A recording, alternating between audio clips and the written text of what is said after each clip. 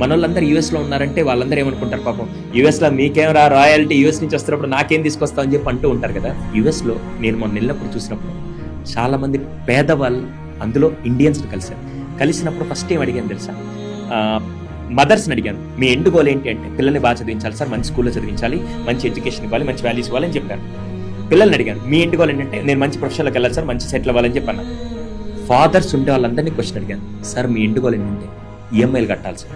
నేను అక్కడ కూర్చొని మాట్లాడితే, సార్ మాకు వచ్చే జీతం 1,00,000 అనుకోండి, రూపాయల్లో చెప్తున్నాను అందరికి అర్థమనండి, 1,00,000 రూపాయలు వస్తుంటే మిగతా ఎవరో ఇండియన్స్ అక్కడి నుంచి ఇక్కడికి వచ్చి ఇండియన్ ఇల్లు కొనేశారని చెప్పి అటు పక్కన మా చుట్టాల్లోనో లేకుంటే నా ఇంట్లో నా భార్య అవ్వచ్చు, చుట్టుపక్కల వాళ్ళు అవ్వచ్చు, అరే నువ్వు కూడా కొనుక్కోవచ్చు అంటే మళ్ళీ చిన్న ఇల్లు కొంటే సరిపోదని చెప్పి నా స్థాయికి మించి 1,00,000 రూపాయలు వస్తుంటే 80,000 కేవలం ఈఎంఐలకు కడుతూ బతికేవాళ్ళు చాలా మంది ఉంటారు.